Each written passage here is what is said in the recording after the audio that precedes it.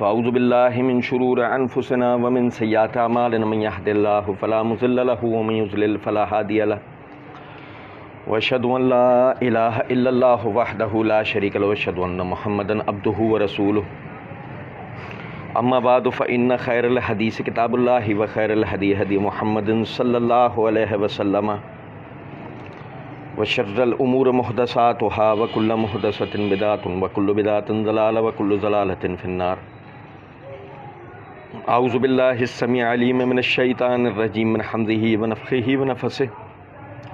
बिस्मिल्लाहिर रहमानिर रहीम। अल्लाहुम्मा सल्लि अला मुहम्मदिन व अला आलि मुहम्मदिन कमा सल्लैता अला इब्राहीम व अला आलि इब्राहीम इन्नका हमीदुम मजीद।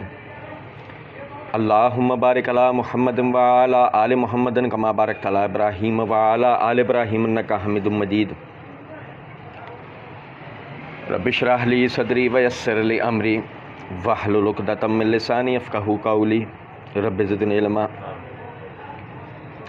इन्नल्लज़ीना आमनू व अमिलुस्सालिहाति कानत लहुम जन्नातुल फ़िरदौसि नुज़ुला ख़ालिदीन फ़ीहा ला यबग़ूना अन्हा हिवला। कल्लौ कानल बहरु मिदादन लिकलिमाति रब्बी लनफ़िदल बहरु क़ब्ला अन तनफ़दा कलिमातु रब्बी वलौ जिअना बिमिस्लिही मददा। क़ाल इन्नमा अना बशरुम मिस्लुकुम यूहा इलैया इन्नमा इलाहुकुम इलाहुन वाहिद फ़मन कान यरजु लिक़ाअ रब्बिही फ़लयअमल अमलन सालिहन वला युशरिक बिइबादति रब्बिही अहदा। अल्लाह रब्बुल इज़्ज़त के फ़ज़ल व करम से आयत नंबर 107 तक पिछले दर्स में हमने पढ़ा था। इस हवाले से कुछ गुजारिशात बाकी थी, आप भाइयों के सामने रखनी थी। तो आयत नंबर 107 से आखिरी आयत 110 तक आप भाइयों के सामने पढ़ा है।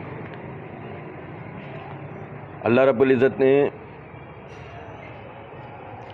पहले उन लोगों का ज़िक्र किया कि जो दुनिया के अंदर अल्लाह के अहकामात को झुटलाते रहे और दुनियावी ज़िंदगी पर अपनी जो भी वो यानी दुनिया में आमाल कर रहे थे उस पर वो ये इस तकब्बुर और घमंड का शिकार रहे कि ये अमल हमें काफ़ी रहेंगे और ये अल्लाह की बारगाह में कल क़यामत के दिन हमें बचा लेंगे। अल्लाह ने फरमाया ज़ालिका जज़ाउहुम जहन्नम, इनका बदला सिर्फ जहन्नम है।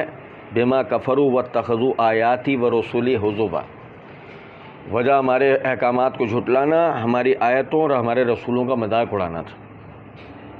उसके बाद अल्लाह रब्बुल इज़्ज़त ने फरमाया इन्नल्लज़ीना आमनू व अमिलुस्सालिहाति कानत लहुम जन्नातुल फ़िरदौसि नुज़ुला, बेशक जो ईमान लेके आएंगे और नेक अमाल करेंगे हमने उनके लिए यानी जन्नतुल फ़िरदौस की मेहमान नवाज़ी तैयार की है। अच्छा, यह बात हम कई मरतबा पहले भी पढ़ चुके हैं। ईमान और आमाल साले लाजिम व मलज़ूम है।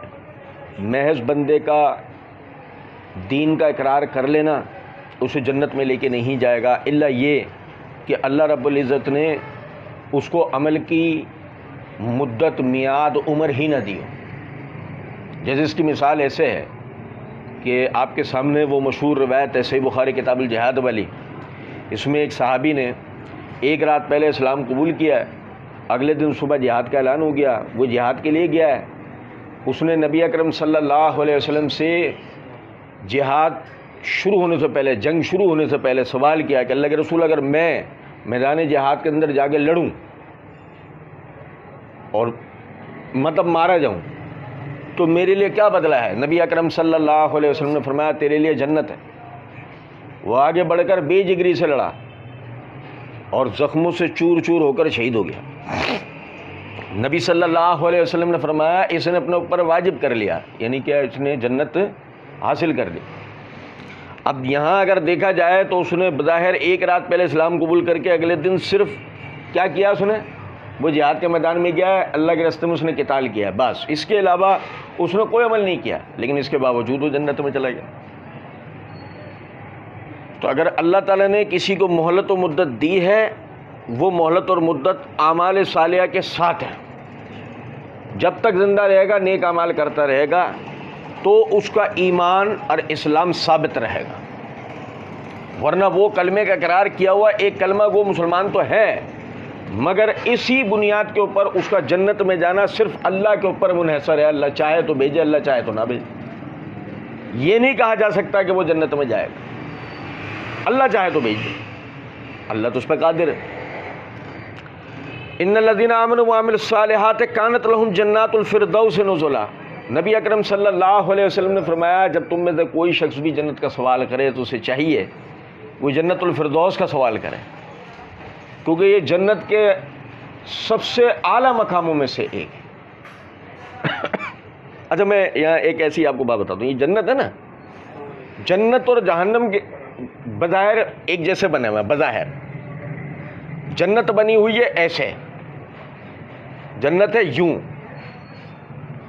और जहन्नम है ऐसे, यानी जन्नत के अंदर ऐसे तबकात हैं, स्टेप बाय स्टेप जन्नत बुलंद होती है, और जहन्नम के अंदर तबकात हैं, स्टेप बाय स्टेप नीचे जाती है। तो जहन्नम का सबसे खतरनाक जो दर्जा है वो बिल्कुल निचली वादी है, और जन्नत का सबसे अनमोल, कीमती, बेशकीमत, नेमतों से भरपूर, जन्नत की तमाम नेमतों से भरपूर, जन्नत में सबसे आला वो जन्नतुल फिरदौस है। तो फरमाया, जब भी तुम में से कोई शख्स सवाल करे, जन्नतुल फिरदौस का सवाल करे। और वैसे भी आप समझें, फिरदौस के ही लफ्ज़ी मायने बहुत सारी नेमतें, फिरदौस के ही लफ्ज़ी मायने, और जन्नत यानी जन्नत की जमा है जन्नात, जन्नातुल फिरदौस, फिरदौस वाले बागात, यानी कि जन्नत का वो हिस्सा जो फिरदौस कहलाता है। वो जितना भी हिस्सा है, जितना भी नबी सल्लल्लाहु अलैहि वसल्लम ने फरमाया, जब तुम सवाल करो उसके बारे में क्या कर, फरमाया खालिदीन फीहा ला यबगून अनहा हिवाला, ये उसमें हमेशा रहेंगे, कभी उससे निकलना नहीं चाहेंगे। और यही वो बात थी जिसकी वजह से दोबारा हमने ये आयत पढ़ी है, कि पिछली मरतबा हम नहीं पढ़ सके थे। आप देखें, समझें इस बात को, अल्लाह हमें तौफीक देता है दोनों ही तरीक़ों से। मतलब हम खुद जब कुरान पढ़ते हैं, यानी ये जो दर्स होता है उसमें भी हम कई मकामात पे जन्नत का जिक्र पढ़ लेते हैं, वैसे हम जुम्मे के खुतबात सुनते हैं, वहाँ भी जन्नत का जिक्र सुन लेते हैं। हम यानी कि मुताला करते हैं अपने दीन का, वहाँ भी जन्नत के औसाफ पढ़ लेते हैं। सुन ज़रा तो जो औसाफ जन्नत हैं वो तो बहुत सारे हैं। सिर्फ ये देखें, अल्लाह रब्बुल इज़्ज़त ने फरमाया ला यबगून अनहा हिवाला, वो वहाँ से कभी भी निकलना नहीं चाहेंगे, जगह बदलना नहीं चाहेंगे, यानी जन्नतुल फिरदौस से कभी भी जगह बदलना नहीं चाहेंगे। देखें, हम घर बदलते हैं, क्या वजह होती है कि उसमें बहुत सारे नुक्स होते हैं। वो नुक्स हमारी माशरती ज़िंदगी पे असरअंदाज हो रहे होते हैं, तो हम वो घर चेंज कर लेते हैं, दूसरी जगह चले जाते हैं। बाद मरतबा हम घर बनाते हैं, उसमें ऐब रह जाते हैं, उसमें नकाइस रह जाते हैं, हम उसे गुजरते वक्त के साथ या तो सही करने की कोशिश करते हैं या गिरा के नए सिरे से बनाते हैं। कुछ ना हो, हमारे घरों को सेम लग जाती है, सेम लग जाती है, हमारे घर बोसीदा होना शुरू हो जाते हैं, ख़राब होना शुरू हो जाते हैं। और पता है, सोने को सेम नहीं लगती, सोना है ना, सोना उसे सेम नहीं लगती, सोने को जंग नहीं लगता, समझ रहे हैं? चांदी को सेम नहीं लगती, जंग नहीं लगता, ठीक है? हीरे को सेम नहीं लगती, जंग नहीं लगता। जन्नत के अंदर जो मकानात बने हुए हैं वो सोने, चांदी, हीरे, जवाहरात के बने हुए हैं, मट्टी, गारे के, लोहे, तांबे, पीतल के नहीं बने हुए। किसके बने हुए? जन्नत के मकानात, महलात की बात नहीं कर रहा हूँ, जन्नत में महलात हैं, जन्नत में महलात हैं, महल हैं। जन्नत के अदना से अदना मकानात की बात कर रहा हूँ कि अगर वो मकानात भी है ना, तो वो सोने, चांदी, हीरे, जवाहरात के बने हुए हैं। यही वजह उन्हें सेम नहीं लगती, वो ख़राब नहीं होते, उनमें नुक्स नहीं आता। फिर समझें ज़रा इस बात को, जन्नती जो आरज़ू करता है ना, जो आरज़ू करता है कि यार या अल्लाह ऐसा हो जाए, ए मेरे मालिक ऐसा हो जाए, अल्लाह मुझे इस तरह दे दे। वो सिर्फ आरजू करता है और वैसा हो जाता है जन्नत में। जैसे हमारे यहाँ तो है ना, वो दुआ करता है, कबूलियत की घड़ी आती है, फिर कबूल होती है, फिर अल्लाह उसको वो नेमत अता करता है। जन्नत में ऐसा नहीं है। जन्नत में तो उसकी ज़बान से एक उसकी हाजत निकलेगी और अभी उसकी बात पूरी भी नहीं होगी, वो हाजत उसके सामने होगी। अब मिसाल के तौर पे एक आदमी कहे अल्लाह, जन्नत में रहते हुए कहे अल्लाह मैं महल में रहना चाहता हूँ, उसी वक्त उसके सामने महल तामीर हो जाएगा। अल्लाह मैं हिरन का गोश्त खाना चाहता हूँ, ले वो हिरन का गोश्त सामने है। हत्ता कि हदीस के अंदर अल्फाज हैं, जन्नती एक परिंदे को दरख्त के ऊपर बैठा हुआ देखेगा तो वो यानी परिंदा देखने से पता लग रहा होगा कि इसका गोश्त बड़ा लजीज होगा, तो वो ख्वाहिश करेगा ऐसे अपने जहन के अंदर कि काश में इसका गोश्त खा पाता। नज़र नीचे करेगा, वो सामने डिश रखी होगी, सामने वो भुना हुआ रखा हुआ होगा। ये जन्नत है। बाजार लगेंगे जन्नत में, पता है आपको, सूरह रहमान में हमने पढ़ा था, जन्नत में बाजार लगते हैं। बाजार लगेंगे, जन्नती अपनी कार्ट समझते हैं, वो गाड़ी जिसके अंदर हम सामान डाल रहे होते हैं, CART, कार्ट। उसको उर्दू में क्या कहते हैं अभी मेरी ज़बान पर नहीं आ रहा, उर्दू में क्या कहते हैं वो उस ज़बान पे नहीं आ रहा। बहरहाल वो अपनी कार्ट लेके चलेगा और डालता जाएगा। वो समझेगा बाजार मुकम्मल हो गया। जब आगे पहुंचेगा अगले सिरे पे पता लगेगा बाजार अभी बाकी है, फिर वो डालता जाएगा सामान जो नज़र आ रहा होगा, ये भी डाले वो भी डाले। आगे जाएगा, वो समझेगा बाजार मुकम्मल हो गया, वो आगे उतना ही फिर होगा। वो चलता जा रहा होगा, बाजार भी चलता जा रहा होगा, ख़त्म ही नहीं हो रहा होगा। वो अपनी कार्ट को, उस गाड़ी को जिसमें वो सामान भर रहा है, उसको भरता गया, वो फुल भर गई है, बाजार उसी तरह है। ऐसा लग रहा है कि कुछ भी नहीं लिया उसने, यहाँ तक कि वो यानी कि वापस आ जाएगा कि भाई अब मेरे पास कोई ख्वाहिश बची ही नहीं, कुछ है ही नहीं, यही पूरा कर लो बहुत। ये जन्नत। अब मुझे बताएं, एक ऐसी बगैर मज़ीद तफसील में जाए, कौन ऐसा बदबख्त आदमी है जो जन्नत से निकलना चाहेगा? बताओ। ये ख्वाहिश करेगा अल्लाह मुझे जन्नत से निकाल दे, करेगा कोई ख्वाहिश? सवाल ही नहीं पैदा। अब वो पता है इंसान की हालत ये है कि नबी सल्लल्लाहु अलैहि वसल्लम ने फरमाया अद-दुनिया लिस्सिजनिल मोमिन, दुनिया मोमिन के लिए कैद खाना है। व जन्नतुल काफिर, काफिर इसको जन्नत समझता है। और नहीं समझे कुछ बात, दुनिया मोमिन के लिए कैद खाना है। आप समझें इस बात को कि एक आदमी जिसका जन्नत के ऊपर ईमान नहीं है, जन्नत को हासिल करने का शौक़ नहीं है, जन्नत में जाने का शौक़ नहीं है, हिर्स नहीं है, वो यकीन करें कि वो इस दुनिया को अपने लिए जन्नत समझता है और इसकी ज़वाल पा जाने वाली नेमतों को अपने लिए बहुत कुछ समझता है। उसके लिए वो हलाल हराम की तमीज़ छोड़ देता है। फिर होता क्या है? होता ये है, माल ख़त्म हो जाता है, कपड़े फट जाते हैं, मकान बोसीदा हो जाते हैं, लोग मर जाते हैं, रिश्ते ख़त्म हो जाते हैं। हम कहते हैं उर्दू में शेर का सवा शेर होता है। ताकत हासिल की, मजीद को ताकतवर आ गया, माल हासिल करा, मजीद कोई मालदार आ गया, एक फैशन इख्तियार करा, मजीद को दूसरा फैशन आ गया, एक खाना खाया दूसरा खाना आ गया, एक लिबास पहना दूसरा लिबास आ गया। वो समझ रहा है कि ये जो ना मेरे लिए जन्नत है, जन्नत नहीं है, ये ज़हमत है, यह अज़ाब है, ये कैद खाना है। वलकुम फ़ीहा मुस्तक़र्रुम व मताउन इला हीन, इस दुनिया में तुम्हें कुछ मुद्दत के लिए रुकना है, इसके सामान से तुम कुछ ही अरसे फ़ायदा हासिल कर पाओगे, इसके सामान से तुम कुछ ही अरसे फ़ायदा हासिल कर पाओगे। और ऐसा ही है। नबी सल्लल्लाहु अलैहि वसल्लम ने फरमाया मन अतानी दखलल जन्नह व मन असानी फ़क़द अबा। पहले आपने कहा क्या मैं तुम्हें ऐसे आदमी की खबर ना दूं जो जन्नत में जाना नहीं चाहता? अभी आपने सुना ना जन्नत के बारे में, मामूली सा तज़किरा पढ़ा है मैंने, मामूली सा।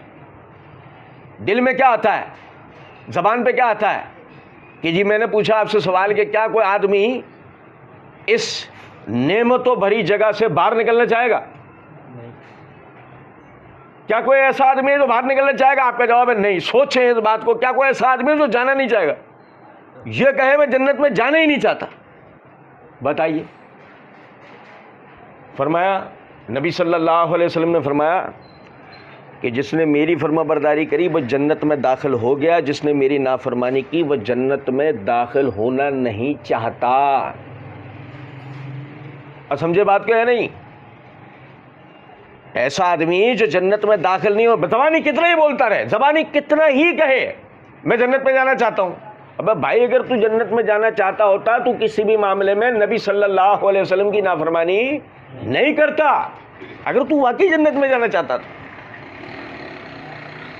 खालिदीन फीहा ला यबगून अनहा हिवाला, हमेशा रहेंगे उसमें, कभी भी अपनी जगह बदलना नहीं चाहिए। फरमाया, कुल लौ कानल बहरु मिदादन लिकलिमाति रब्बी लनफिदल बहरु क़ब्ल अन तनफद कलिमातु रब्बी वलौ जईना बिमिस्लिही मददा। आप देखें, बहुत बड़ी आयत है जो भी हम पढ़ रहे हैं, अल्लाह तौफीक दे इसको पढ़ने समझने की। हमने सूरत पढ़ी, सूरत मुकम्मल हो रही है, ये आखिरी 2 आयतें हैं, उसमें से भी ये सेकंड लास्ट आयत हम पढ़ रहे हैं। हमने पढ़ा, यहूद ने सवाल किया, सुनना जरा, बड़ी गौरतलब बात, इस आयत का एक शान नुज़ूल है, सनदन साबित नहीं है, सनदन रिवायत ज़ईफ़ है, लेकिन मैं एक नुक्ता समझाने के लिए बता रहा हूँ कि इस आयत का एक शान नुज़ूल है। और क्या शान नुज़ूल है? यहूद ने सवाल किया नबी सल्लल्लाहु अलैहि वसल्लम से, रूह क्या है? रूह क्या चीज़ है? नहीं समझे? अल्लाह ताला ने आयत फरमाया, कुल रूह मिन अम्र रब्बी वमा ऊतीतु मिनल इल्म इल्ला कलीला। हम पढ़ चुके हैं। ए नबी सल्लल्लाहु अलैहि वसल्लम, आप इनसे कहें रूह तो तेरे रब का हुक्म है, नहीं इल्म दिया गया उसका मगर बहुत थोड़ा, नहीं उसका इल्म दिया गया मगर बहुत थोड़ा। जैसी आयत उतरी, यहूद कहने लगे, हैं बस तुम ही तो कहते हो कि हम पर अल्लाह रब्बुल इज़्ज़त ने तौरात नाज़िल की तिब्यानन लिकुल्लि शै, कि जो हर एक चीज़ की वजाहत करती है, और जिसको ये तौरात मिली उसको नेमत कसीर मिल गई। यहूद ने जैसे ही ये बात की, अल्लाह रब्बुल इज़्ज़त ने यह आयत नाज़िल फरमाई। ए नबी सल्लल्लाहु अलैहि वसल्लम, आप फरमाइए, लौ कानल बहरु मिदादन लिकलिमाति रब्बी, सारे के सारे समंदर स्याही में तब्दील हो जाएं तेरे रब के कलिमात लिखने के लिए, लनफिदल बहर, समंदर ख़त्म हो जाएंगे, क़ब्ला अन तनफद कलिमातु रब्बी, कबल इसके कि तेरे रब की बातें ख़त्म हो, समंदर ख़त्म हो जाएगा। वलौ जईना बिमिस्लिही मददा, यहाँ तक के और समंदर मजीद इन समंदरों की मदद के लिए आ जाए, तेरे रब की बातें मुकम्मल होंगी, चलती रहेंगी। तो अगर तुम ये कहते हो कि तुम्हें तौरात मिली तो बस तुम्हारा काम हो गया, तो नहीं, ऐसा नहीं है, ऐसा नहीं है। 12। अच्छा, फिर देखें, अब ये जो सूरत हम पढ़ रहे थे जिसके आखिर के अंदर ये आयत आ रही है, उसी को देख लीजिए। असहाबे कहफ का वाक़या आया, कोई नहीं जानता था असहाबे कहफ के बारे में। किसने बताया? अल्लाह ताला ने। जुल्करनैन कौन था? कोई नहीं जानता था। किसने बताया? हमने पढ़ा। मूसा और खिज़र अलैहिस्सलाम का वाक़या खुद ही सवाल करने वालों ने पूछा था, और पता लगा मूसा को इल्म नहीं था सारा। मूसा अलैहिस्सलाम को सारा इल्म नहीं था जिन पे तौरात उतरी, पढ़ा ना मैंने सूरत में। तो उन्हें भेजा गया खिज़र के पास, और देखो खिज़र को देखो, उनके पास सारा इल्म नहीं था। क्या कहा उन्होंने? हमने पढ़ा ना, ये मैंने अपनी तरफ से नहीं किया, ये मैंने अपनी तरफ, खिज़र को नहीं पता। मूसा और खिज़र इल्म के लिए जिस रब के सामने सर झुकाते हो, वो रब अपने बारे में बताता है कि मेरी बातें लिखने,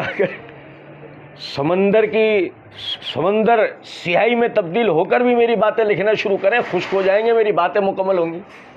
इतनी तफसीलात और इन्फॉर्मेशन, इतना इल्म अल्लाह के पास। अच्छा सुनो, इसको एक और आयत से समझें।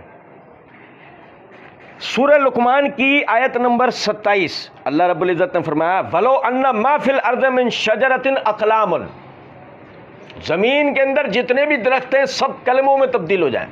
कलम, ज़मीन में जितने भी दरख्त हैं वो सारे कलमों में तब्दील हो जाएं। वल बहरु यमुद्दुहु मिन बादिही सबअतु अबहुरिन, और एक की बजाय 7 समंदर जमा हो जाए। भाई ज़मीन में कितने समंदर हैं? और भाई आपकी ज़मीन पे कितने समंदर हैं? अरबों ने देखे हुए थे? अरबों को किसने बताया? जोग्राफियाई एतबार से आपकी ज़मीन पे कितने समंदर हैं उस वक्त ये कोई भी नहीं जानता था। ये किसने बताया? ये अल्लाह ने आपको कुरान मजीद में बताया। तो अरबों को थोड़ी पता, अरब थोड़ी कोई सारी दुनिया घूमे। बहरहाल ये अलग बात है। आप देखें, अल्लाह कहता है कि समंदर स्याही बन जाए सारे के सारे, साथ के साथ। फरमाया मा नफिदत कलिमातुल्लाह, अल्लाह की बातें मुकम्मल नहीं होंगी, अल्लाह की बातें मुकम्मल नहीं होंगी। इन्नल्लाह अजीजुल हकीम, बेशक अल्लाह सब पे गलबा रखने वाला और सारी हिकमतों वाला है। यानी अल्लाह रब्बुल इज़्ज़त ने यह भी बता दिया, एक समंदर नहीं, उसके मदद के लिए 2 समंदर नहीं, कितने समंदर? 7। और लिखने के लिए सारे दरख्त कलम बन जाए, बेक वक्त लिखना शुरू करें। अबे सारे दरख्तों के जब कलम बनेंगे, सोचो कि वो खरबों में बनेंगे, खरबों में, उससे भी कहीं ज़्यादा, गिनती खत्म हो जाएगी इतने। लेकिन अगर वो लिखते रहे सारे, लिख पाएंगे वो? मैं अभी देखो, अभी आपके सामने एक और चीज़ रखूँगा। अच्छा, यहाँ बात आगे ले आने से पहले एक नुक्ता बताता हूँ। एक तफसीर का एक नुक्ता समझें। तफसीर का नुक्ता यह है कि कुरान की बाज़ आयतें बाज़ की तशरीह करती हैं। कुरान की बाज़ आयतें देखो, सूरह कहफ की आयत की हमने मज़ीद तशरीह कहाँ से सीखी? सूरह लुक़मान की आयत से। कुरान की बाज़ आयतें उसकी तशरीह बाज़ आयतें करती हैं। फिर कुरान की तशरीह मुहम्मदुर रसूलुल्लाह सल्लल्लाहु अलैहि वसल्लम करते हैं, ठीक है। फिर उसके बाद कुरान की तशरीह सहाबा किराम रिज़वानुल्लाह अलैहिम मजमईन करते हैं, और इसके बाद दी एंड। इसके बाद दी एंड है कि जी वो कुरान की फलां आयत की फलां ने जो तशरीह की ना, पहले कभी नहीं हुई, तो समझो वो तशरीह नहीं।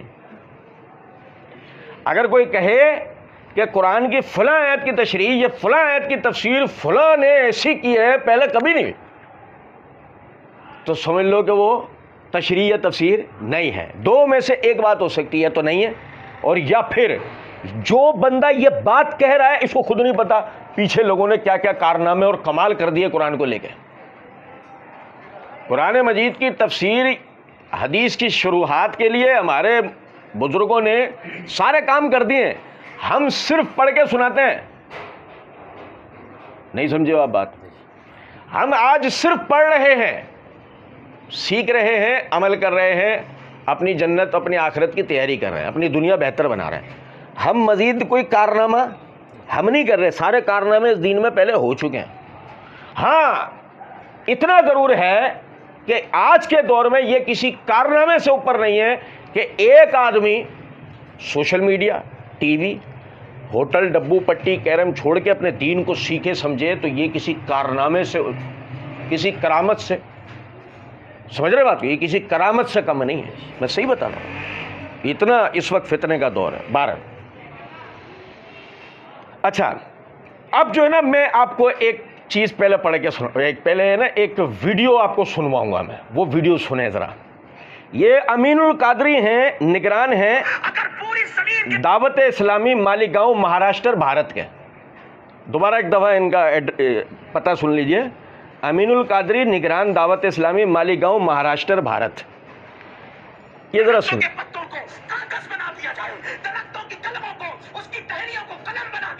सारे समंदरों को रोशनाई बना दी जाए, इंसान, जिन्नात, फरिश्ते सब मिलकर गौस की शान लिखते रहे, तो लिखने वाले थक जाएंगे, पत्ते खत्म हो जाएंगे, रोशनाई खत्म हो जाएगी, समंदरों का पानी खत्म हो जाएगा, मेरे गौस की शान कभी खत्म नहीं हो सकती। मतलब ये आपने सुना होगा, इससे आपको अंदाजा होगा कि हजरत साहब ये कहना चाह रहे हैं कि समंदरों की स्याहियाँ सारी ख़त्म हो जाएंगी, दरख्तों के पत्ते ख़त्म हो जाएंगे, दरख्त सारे ख़त्म हो जाएंगे, और भी मज़ीद कुछ गौस पाक की तारीफ ख़त्म नहीं होगी। अच्छा मज़े की बात देखो, फिर उसके बाद कहते हैं तुम हमें मुशरिक क्यों बोलते हो, तुम हमें बिदअती क्यों बोलते हो, तुम हमें गुमराह क्यों बोलते हो। आप समझ रहे मेरी बात है। अच्छा वैसे कोई अमीनुल कादरी साहब से पूछे, नाम देखो अमीन, अच्छा अमीन नाम नहीं होना चाहिए, उसका खायन नाम होना चाहिए इस बेगैरत का। और सुने जरा बात, अमीनुल कादरी मतलब आप अंदाजा करें इस बात से, जो तारीफ अल्लाह ने कुरान मजीद में अपने लिए बयान की है, ये किसके लिए बता रहा है, गौस पाक के लिए। और भाई समझे हो कुछ बात को, जो तारीफ अल्लाह ने अपने लिए बयान की है वो तारीफ ये किसके लिए कर रहा है, फिर कह रहा है हमें मुशरिक क्यों बोल रहे, हमने क्या गुलूफ किया, हमने क्या किया, मतलब आप अंदाजा करें। और एक गौर तलब नुक्ता है, गौर तलब समझे, अल्लाह ताला ने, यासिफ भाई की सुनिएगा, अल्लाह ताला ने यहां पर फरमाया कुल लौ कानल बाहर, आप इनसे पूछें। तो जब ऐसे ही है ना, मतलब हम इनसे पूछेंगे, अमीनुल कादरी साहब माशाल्लाह ये गला फाड़ फाड़ के ये सब बता तो दिया आपने, इसे सबूत क्या है, लाए कहाँ सो ये, इसका कोई हवाला होगा, कोई बात होगी, किसने कहा, ये कुरान की आयत है, हदीस है, साहबा में किसी ने कहा है। अच्छा गौस पाक ने अपने बारे में बताया क्या ऐसा कुछ, भैया चलो गौस पाक ने भी अपने बारे में ऐसा कुछ बताओ, तो वो बता दो भाई, हम उससे भी तस्लीम कर लेंगे। तुम कहोगे तुम्हारे कहने से तस्लीम कर लें, तो तुम्हारे कहने से तो तुमने, तुम्हारा नाम अमीनुल कादरी, हम तुम्हें अमीन तस्लीम नहीं करते, तुम एक नंबर का खायन आदमी हो। अगर समझ में आ रही है बात या नहीं, जो आपने आदमी अपने दीन से खयानत करे उसको कैसे हम अमीन तस्लीम कर लें, आप अंदाजा करें। अच्छा फिर एक और नुक्ता समझें, एक और नुक्ता यह है, लौ कानल बाहर मिदादल लिकलिमात रब्बी, कलिमात रब्बी अल्लाह की बातें, याद रखें इस बात को, कलाम, जिस कलाम का इस्बात जो अल्लाह के लिए होता है, कलाम ये अल्लाह की सिफत है, उसकी यानी उसकी ज़ाती सिफत है। मतलब ऐसा नहीं है खुदा न खास्ता कि जी मतलब यानी कि मूसा अलैहिस्सलाम से जिब्राइल अलैहिस्सलाम हम कलाम हुए थे, नहीं, वकल्लमल्लाहु मूसा तकलीमा में अल्लाह ताला ही मूसा अलैहिस्सलाम से हम कलाम हुए थे। मेराज की रात नबी अकरम सल्लल्लाहु अलैहि वसल्लम गए हैं, अल्लाह ताला ने गुफ्तगू की है, अल्लाह ने कलाम किया, अल्लाह ही ने कलाम किया था, अर्श बरी से अल्लाह ही ने आपसे कलाम किया था। मगर ऐसा नहीं है कि ना मूसा अलैहिस्सलाम अल्लाह को देख सके, ना नबी अकरम सल्लल्लाहु अलैहि वसल्लम ने अल्लाह को देखा है, ये अलग बहस है। लेकिन एक नुक्ता समझने का, एक नुक्ता वो ये कि कोई ये कहे कि नहीं जी कलाम से मुराद ये नहीं है, नहीं, ये फासिद और बातिल बात है। कलाम से मुराद वही है जो अल्लाह रब्बुल इज़्ज़त ने बयान किया है, वह कल्लमल्लाहु मूसा तकलीमा, मूसा से अल्लाह ने बिल्कुल उसी तरीके से कलाम किया जैसे कि कलाम किया जाता है, जैसे कि कलाम किया जाता है। और इसी बात का असबात अल्लाह के लिए करना हमारे ईमान का हिस्सा है, इसी बात का असबात हमारे लिए करना हमारे ईमान का हिस्सा है।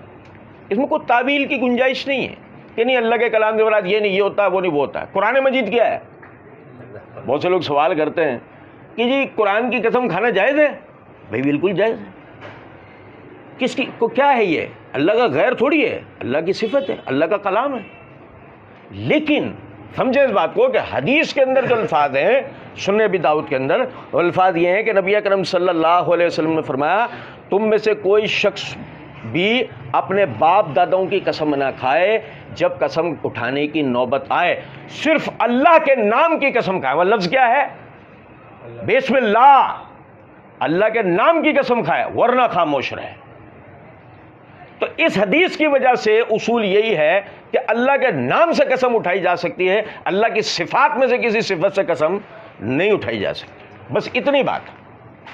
वरना ये इसमें कोई बहस दो राय नहीं है कि अगर एक शख्स ये कहे मैं कुरान की कसम उठाता हूं तो वो अल्लाह की सिफत है, वो कोई मखलूक थोड़ी है। मखलूक की कसम उठाना नाजायज़, मन हलफा लिगैरिल्लाह फ़क़द अशरका, जिसने अल्लाह के सिवा किसी और की कसम उठाई उसने शिरक किया। वो समझ रहे बात क्यों नहीं। तो अल्लाह के कलिमात उसके ज़ाती हैं, मतलब वो बिल्कुल ऐसे, मतलब उसमें कोई दो राय नहीं है, कोई तावील नहीं है कलाम से मुराद ये होगा, कलाम से मुराद वो होगा, नहीं। कलाम कलाम बात, वही जिस तरह हम करते हैं, फकत फर्क सिर्फ इतना है, अल्लाह जिस तरह बात करता है उसमें और हम में फर्क है। वो उस तरह बात करता है जो उसकी शान है, उसकी शान के लायक है। वो हमारी तरह तोड़ के नहीं बोलता, वो हमारी तरह बोलने में गलती नहीं करता, वो इल्म आने पे नहीं बोलता, वो सवाल सुन के नहीं बोलता। और नहीं समझे कुछ बात को, उसका बोलना किसी किस्म की मोहताजगी का। लो कानल बहर मिदादल लिकलिमात रब्बी लनफिदल बहर। सुनो, डीएनए, इंसान के अंदर डीएनए जो होता है एक फोल्डर है, उसको ऐसे समझाया गया है कि वो क्या है, एक लिफाफा, फोल्डर उर्दू में कहते हैं लिफाफा। वो एक मलफूफ चीज़ है। आप इसकी तह खोलना शुरू करें, आप उसकी तहें खोलना शुरू करें तो एक डीएनए की लंबाई जाकर होगी 14-15 गज। कितनी हो गई, कितनी हो गई? 14-15 गज जाकर लंबाई हो गई। ठीक है, उसके अंदर कोड्स में इंफॉर्मेशन लिखी हुई है। किस चीज़ की इंफॉर्मेशन? आपका बाल, आपके बाल का कलर, आपकी आँख, आपकी आँख का कलर, आपकी खाल, आपकी खाल का कलर, आपके दांत, आपकी दांत का कलर, आपकी हड्डी, आपकी हड्डी का कलर, आपका दिल, उसके दिल का कलर, गुर्दा, गुर्दे का कलर, खून, खून का कलर।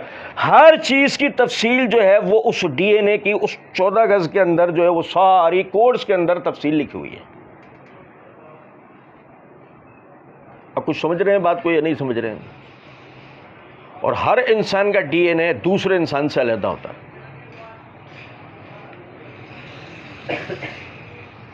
हर इंसान का डीएनए, आज तक भी 2 इंसानों के डीएनए एक जैसे पाए गए? आज तक भी कभी ऐसा नहीं हुआ। एक इंसान से दूसरे इंसान का डीएनए अलग होता है। अच्छा जी, ये इंफॉर्मेशन इंसान के अंदर किसने डाली है? खरबों इंसानों की इंफॉर्मेशन को अगर एक जगह पर जमा किया जाए, खरबों इंसान जो इस वक्त दुनिया से जा चुके हैं, खरबों जो इस वक्त दुनिया में मौजूद हैं, खरबों जो बाद में पैदा होंगे, इन सब की इंफॉर्मेशन को अगर एक जगह पर इकट्ठा किया जाए तो आप क्या समझते हैं कि इंफॉर्मेशन का कितना बड़ा जखीरा हमारे पास इकट्ठा होगा? कितना? आप उसको स्टोर करके कोई पैमाना बता सकते हैं? इतना इतना इतना इतना या इतना बता सकते हैं? नहीं बता सकते, नामुमकिन है। आप सर खुजाते जाएंगे, सोचते जाएंगे, जो सोचने का आपका तरीका है वो आप इस्तेमाल करते जाएंगे, लेकिन आप उस सिर्फ यही नहीं बता सकते कि अगर इस सारी इंफॉर्मेशन को हम एक जगह स्टोर करें तो कितनी बड़ी जगह बनेगी जिसमें यह सारी इंफॉर्मेशन जमा होगी।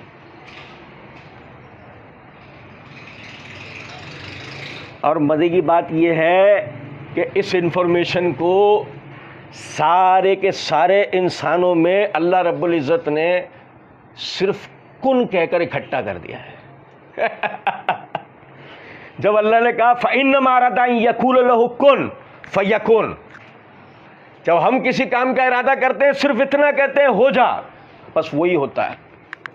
समझे बात को? ये सारी इंफॉर्मेशन सब इंसानों में एक साथ इंस्टॉल की अल्लाह ने, सिर्फ एक कुन कह के हो जाए।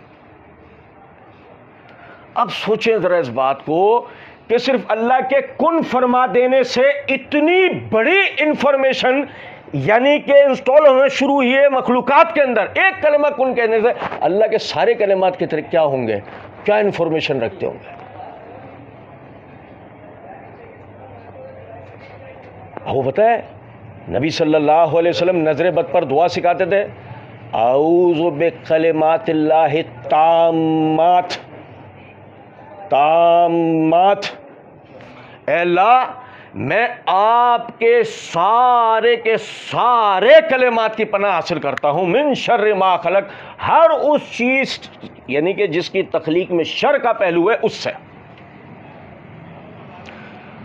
बेकलिमातिल्लाहि ताम्मात। आप अंदाजा करें कि मखलूक की आजिज़ी क्या है कि मखलूक उन कलिमात को बस इतना कह सकता है सारे, उसका कोई अहाता, उसका कोई हिस्र कर सकता है? नहीं कर सकते। एक और चलो तरीके से देखते हैं, एक और तरीके से। आपने कभी एक्वेरियम देखा है और जिसमें मछलियां रखते हैं, जार देखा है वो? जब उसमें क्या होता है कि उसका साइंटिफिक स्टैंडर्ड ये है कि उसकी चौड़ाई, उसकी लंबाई सेम नहीं रखी जाती। इसकी चौड़ाई ज़्यादा रखी जाती है, लंबाई कम रखी जाती है। इससे फ़ायदा ये होता है कि उसमें जो ऑक्सीजन का तनासुब है वो बराबर रहता है, वो कम या ज़्यादा नहीं होता, मुतनासिब रहता है। ठीक है। फिर उसके बाद क्या होता है कि जी उसके अंदर पानी डाला जाता है। हम उसमें पानी डालते हैं, उसमें हम ये पानी नहीं डाल सकते जो बोर वाला पानी है। समझे ये बात क्यों नहीं? उसमें ये दरिया का पानी डालना पड़ेगा, और अगर खारे पानी की मछली है तो समंदर का पानी डालना पड़ेगा। हम उसमें ये जो गैलन वाला पानी है ना, ये नहीं डाल सकते उसमें, क्योंकि अगर डालेंगे मछलियां मर जाएंगी। ये हमारा ही दिल गुर्दा है जो हम पी रहे हैं। समझे बात को नहीं? ये हम ही मरना चाहते हैं जो उसे पी रहे हैं। मैं सही बता रहा हूं आपको, वरना वो मार देने वाला पानी है, वो आहिस्ता आहिस्ता आप जहर उतार रहे हो अपने अंदर। सुने, अब जनाब अली क्या हुआ कि जी उसके अंदर हमने डाला पानी। अब पानी डालने के बाद उसमें लगेगा फिल्टर। फिल्टर उस पानी को करेगा साफ, उसका क्लोरीन मेंटेन करेगा, उसकी मिट्टी बिठाएगा। अब नहीं समझ रहे कुछ बात को? ये हो गया। अब उसके अंदर ऑक्सीजन लगेगा, तो उसकी वजह है ना भाई, वो तो चारों तरफ से पैक है, ऊपर से हम बाज़ दफ़ा हट भी रख देते हैं उसके ऊपर, ढक्कन वाला होता है ना जार, उसकी बात कर रहा हूँ। वो बाज़ दफ़ा हम हट भी रख देते हैं उसके ऊपर। चलो हट ना भी हो उसके ऊपर, अगर वो जार ऐसे भी हो तो बाज़ मछलियों को ऑक्सीजन की बहुत ज़्यादा ज़रूरत होती है। जैसे गोल्ड फिश है, उसको ऑक्सीजन की बेइंतहा ज़रूरत होती है। उसको आप खुला जार भी रखें तब भी ऑक्सीजन पंप लगाना लाजमी है। अब आपने ऑक्सीजन पंप लगाया उसके अंदर, भाई वो ऑक्सीजन उसको सेट कर रहे हैं ऑक्सीजन। जब बिल्कुल पानी साफ मेंटेन हो गया, ऑक्सीजन लेवल हमने उसमें थर्मामीटर लगा के चेक कर लिया, उसकी हीट वगैरह सारी, अब उसमें मछली हमने छोड़ी। उसकी फीड भी मुतनासिब रखते हैं, पानी भी चेंज करेंगे। ये इसको कुछ हो ना, 2 मछली, 3 मछली, 4 मछली। समंदर को देखा है कभी? साइंस कहती है कि आज तक हमने समंदर को सिर्फ 22% एक्सप्लोर किया है। हम कितना समंदर देख पाए? 22% समंदर देख पाए बस। उससे आगे हम समंदर देख ही नहीं पाए। साइंस नहीं देख पाई है समंदर को। कितनी मखलूकात अब तक देख ली गई हैं? 22%। अगर मिसाल के तौर पे हमने समंदर देखा तो ऐसे ही अंदाज़ा लगा लेते हैं कि हमने मखलूकात को 22% ही देखा है, समंदरी मखलूकात को 22%। बकिया तो बाकी है भी, पता नहीं क्या क्या है अंदर समंदर में। नहीं समझे? अब सूरत हाल ये है, आप देखें पानी में ऑक्सीजन लेवल के लिए आपको ऑक्सीजन मशीन लगानी पड़ेगी, पानी को फिल्टर करने के लिए फिल्टर प्लांट, पानी साफ मंगवाना पड़ेगा।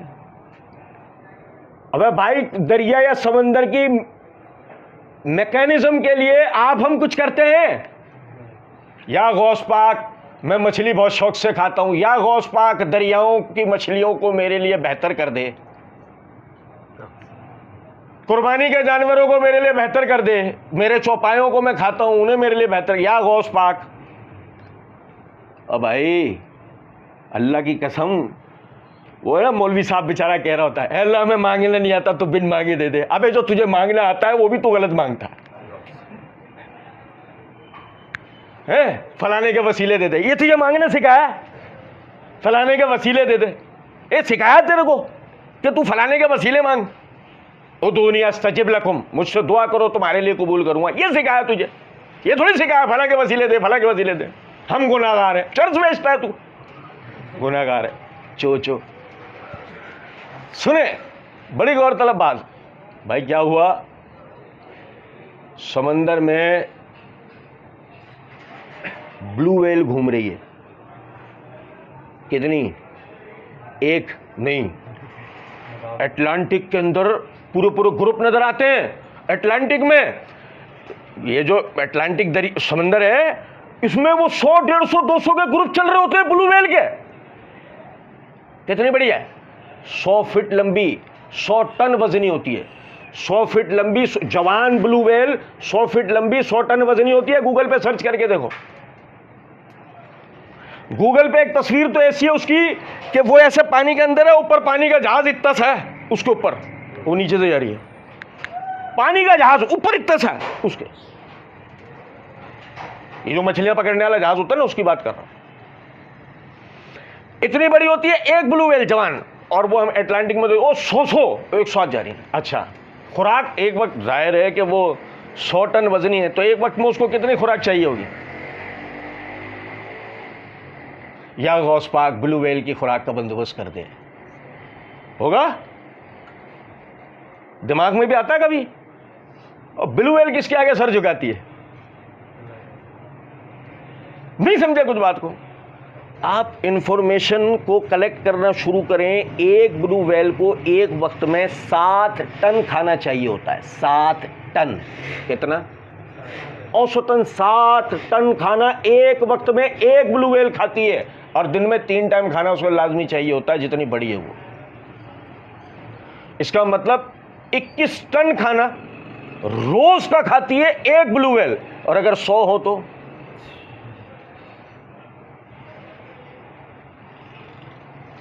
कौन इनकी खुराक का बंदोबस्त करता है? और ये तो 1% है, 1% उस समंदर का जिसका 100% आज तक किसी ने देखा ही नहीं है। मैं कह रहा हूं ना कि ये जो अल्लाह ने कहा है ना, मैंने इसीलिए समंदर से मिसाल दी है। ये जो अल्लाह ने कहा है ना, लौ कानल बहरो मिदादल लिकलिमात रब्बी लनफदल बहरो कबला अन तनफद कलिमात रब्बी वलौ जैना बिमिस्लिही मददा। अगर ये समंदर भी स्याही में तब्दील होकर तेरे रब की बातों को लिखना शुरू करे ना, और इसके जैसा एक और समंदर भी इसकी मदद के लिए आ जाए, और जो हम इसमें पढ़ते हैं सूरह लुकमान में कि सातों के सातों समंदर भी स्याहियों में तब्दील होकर तेरे रब के कलिमात को लिखना शुरू करें, तो वो सूख जाएंगे तेरे रब की बातें। अल्लाह ने कहा शम्स वल कमर बेहुस्बान। सुने, बड़ी गौरतलब बात है, बहुत गौरतलब। मतलब हम जो है ना ऐसे, मतलब जब ये आयत जिनके ऊपर उतर रही है, जिन पर ये आयत उतरी अरब, उनको क्या है, वो मतलब फैसा गोरस उनमें थोड़ी गुजरा है। समझे नहीं भाई? अरब कौन थे? अरबों को जोग्राफिया कुछ इल्म फलकियात के अंदर क्या दिलचस्पी थी? एक भी नहीं मिलेगा आपको, कोई दिलचस्पी नहीं रखते थे। हाँ, वो सितारों के जरिए रास्ता ढूंढने का जो काम है कदीम ज़माने से चला रहा है, वो उनको था, बाकी तो कोई और तो कोई दिलचस्पी नहीं थी। अल्लाह रब्बुल इज़्ज़त ने फरमाया अश-शम्सु वल कमरु बिहुस्बान, सूरज और चांद को हमने एक ख़ास हिसाब में रखा हुआ है। वो उसके साथ एक हिसाब है, एक मैथमेटिक्स है, एक उसमें मैकेनिज़्म है, एक कैलकुलेशन है। उस कैलकुलेशन को बाद में मुस्लिम साइंटिस्ट काम में लेकर आए और कैलेंडर बनाया। पता है आपको? और जिसको हम कहते हैं, अबे यार चांद की तारीख बताना, नहीं कहते हम। ये क्या है? ये है कैलेंडर। और ये कैलेंडर जब हमारे लोगों ने बनाया, उस कैलकुलेशन को जो सूरह रहमान की सिर्फ इस एक आयत में अल्लाह ने बयान किया है, शम्सु वल कमरु बिहुस्बान, तो इसको देख के जब ये कैलेंडर बनाया, तो उस कैलेंडर को जब से वो बना, जब से वो बना, उससे पहले आदम अलैहिस्सलाम तक और उसके बाद से लेकर अब क़यामत तक दुनिया में कोई माँ का लाल ऐसा पैदा नहीं हुआ जो उस कैलेंडर को चैलेंज कर दे, उसकी गलती निकाल के दे, मैथमेटिकली उसे गलत साबित करके दे। जबकि इसके बरक्स सूरज का ये जो कैलेंडर है हमारा, सूरज वाला, ये हर 5 साल में या 10 साल में बाज़ मरतबा 1 घंटे, बाज़ मरतबा 1 दिन पीछे किया जाता है। आप लोगों को मुशर्रफ दौर याद हो तो पूरा 1 दिन पीछे किया गया था, पूरा 1 दिन पीछे किया गया था। इतना ज़्यादा हम मोहताज हैं इसकी अनऑथेंटिसिटी के। ये इतना गैर मुस्तनद है ये सूरज वाला कि इसकी वजह से हमें बाद मरतबा 1 घंटे और बाद मरतबा पूरे 1-1 दिन पीछे करना पड़ा। और जब हम अपनी असल उम्र का इससे अंदाज़ा करते हैं तो बाद मरतबा 5-5 साल का फ़र्क आ जाता है उम्र के अंदर। यानी कि एक आदमी को सूरज यानी कि चांद वाले हिसाब से वो बाद मरतबा 50 साल का होता है और इस हिसाब से वो 45 साल का होता है। आप अंदाज़ा करें। और मैं आपको यहाँ पर एक बात बताता हूँ, इल्म से शुगफ रखने वाले और तजर्बे से शुगफ रखने वाले जो लोग होते हैं ना, तो उन्हें इस बात का अंदाज़ा होता है कि इल्म और तजुर्बा रखने वाला बड़ी उम्र का आदमी ज़्यादा यानी काबिल होता है बनिस्बत कम उम्र के आदमी के। तो बहुत से लोग होते हैं यार उम्र कम बतानी चाहिए। भाई आप बता दो तो तुम्हारी उम्र कम बताने से क्या होगा। अगर आपके पास इल्म और तजुर्बा है, आप अपनी असल उम्र बताते हैं और वो साबित होता है कि आप इल्म और तजुर्बा रखने वाली इस उम्र से ताल्लुक़ रखते हैं, तो उससे आप ही का तजुर्बा सामने आएगा। भाई 40 साल की बात समझ रहे हैं मेरी या नहीं? तो अर्ज करने का मतलब यह है कि आप देखें कैलेंडर आप में कहां फंसे हुए हैं। आप में फंसे हुए हैं 11वीं 10 मुहर्रम, आप में इन चीजों में फंसे हुए हैं। और हमारे मुस्लिम साइंटिस्ट जो है उन्होंने पूरा का पूरा कैलेंडर बनाया किससे? एक आयत से। अर्ज करने का मतलब यहां पे मेरा यह है, आप समझें, एक समंदर को देखें, एक मतलब उस कैलेंडर को देखें, ये हिसाब, ये चीज़ें, ये सारे जो मामलात हैं, अल्लाह की कसम, अल्लाह रब्बुल इज़्ज़त के ऊपर जो हम ईमान लेकर आते हैं, अल्लाह रब्बुल इज़्ज़त के ऊपर जो हम यानी कि यकीन रखते हैं ना, उसके अंदर हमारे मज़ीद इजाफा करता है। ये भी मैंने सुने नहीं है, चोचो अमीनुल कादरी बेगैरत। आप अंदाज़ा करें, मतलब अल्लाह रब्बुल इज़्ज़त ने फरमाया वमा कदरुल्लाह हक्का कदर ही, जो अल्लाह की कदर थी इन्होंने कभी जानी ही नहीं। वो बताओ भाई, तेरे गौस पाक के पैदा होने से पहले ये चांद, सूरज, सितारे, ये सारे किसकी तारीफ बयान किया करते थे? अबे सूरह बनी इसराइल देखते हैं ना, सूरह बनी इसराइल, अल्लाह रब्बुल इज़्ज़त ने फरमाया ज़मीन और आसमान की हर चीज़ अल्लाह की तस्बीह बयान करती है, मगर तुम्हें उसका शऊर नहीं। हर मखलूक, हर चीज़, हर ज़र्रा अल्लाह की शान को, उसकी अज़मत को बयान करता है। वो छो कह रहे हैं वो गौस पाक। अच्छा सुने, इसमें एक आखिरी बात समझें। हालांकि हम इसमें जितनी भी बातें करें कम होगी, लेकिन सिर्फ एक आखिरी बात समझ लीजिए। वही इब्लीस भी बेचारा परेशान होगा, भी देखा कितना चिल्ला रहा था। तो समझें ज़रा इस बात को। अल्लाह रब्बुल इज़्ज़त ने फरमाया कि अगर तेरे रब की बातों को समंदर भी लिखना चाहें तो खुश्क हो जाएंगे, तेरे रब की बातों को लिख सकते नहीं है। इससे एक और नुक्ते की बात पता लगती है, अल्लाह रब्बुल इज़्ज़त जिसको जितना चाहता है उतना इल्म देता है। कुल्ली इल्म किसी के पास भी नहीं है, और उसी में इल्म गैब भी है। इल्म गैब क्या है? बज़ाहिर कुछ भी नहीं। सुनो ज़रा बात को भाई, क्या हुआ? हमने फ़लाँ के लिए इल्म मखलूक में से फ़लाँ के लिए इल्म गैब का इस्बात किया। अच्छा वो क्या है? वो इल्म गैब रखता था, अल्लाह कहता था उन्हें इल्म गैब था। अच्छा भाई, बड़ी ज़बरदस्त बात है। वो इल्म उन्होंने किसी को सिखाया था? नहीं। वो इल्म सिखाने के पाबंद थे? हाँ। फिर वो इल्म उन्होंने किसी को सिखाया था? नहीं। तो उन्होंने अपने मनसब से खयानत की? नहीं समझे कुछ बात को? भाई अगर कोई कहे नबी अकरम सल्लल्लाहु अलैहि वसल्लम को इल्म गैब था, उससे सवाल करें वो इल्म आपने उम्मत को दिया? कहे नहीं। तो अल्लाह कहता है फ़इन लम तफ़अल फ़मा बल्लग़्ता रिसालत। नबी सल्लल्लाहु अलैहि वसल्लम जो कुछ आपके रब के पास से आपके पास आया ना, अगर आपने लोगों को बयान नहीं किया तो आपने रिसालत का हक अदा नहीं किया। तो अगर तुम कहते हो कि वो इल्म गैब जो अल्लाह के रसूल के पास था उन्होंने उम्मत को नहीं दिया, तो आप तो ये कहना चाह रहे उन्होंने रिसालत का हक अदा नहीं किया। अच्छा अब बताओ दिया है? वो कहे हाँ दिया है। तो बस फिर उनकी खासियत कहाँ रही? फिर तो वो सबके पास आ गया।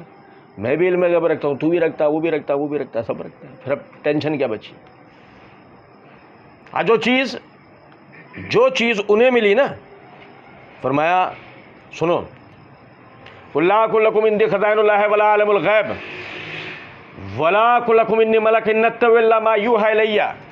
ए नबी सल्लल्लाहु अलैहि वसल्लम आप फरमाइए, मैं तुमसे ये नहीं कहता कि मेरे पास अल्लाह के ख़ज़ाने हैं, ना मैं तुमसे कहता हूँ मैं इल्म गैब रखता हूँ, ना मैं कहता हूँ मैं कोई फरिश्ता हूँ, मैं तो उस वही की पैरवी करता हूँ जो अल्लाह रब्बुल इज़्ज़त की तरफ से मुझ पर नाजिल होती है। मैं किसकी पैरवी करता हूँ? वही की। इल्म गैब का इनकार किया, वही का असबात किया। इल्म गैब का इनकार किया, वही का असबात किया। और यही हमारा ईमान व एतकाद है। नबी सल्लल्लाहु अलैहि वसल्लम के लिए वही का असबात करना है, यानी आपकी रिसालत का असबात करना है, आपका नजूमी साबित नहीं करना। जो आपको नजूमी साबित करने लगे उसका रद्द करना है।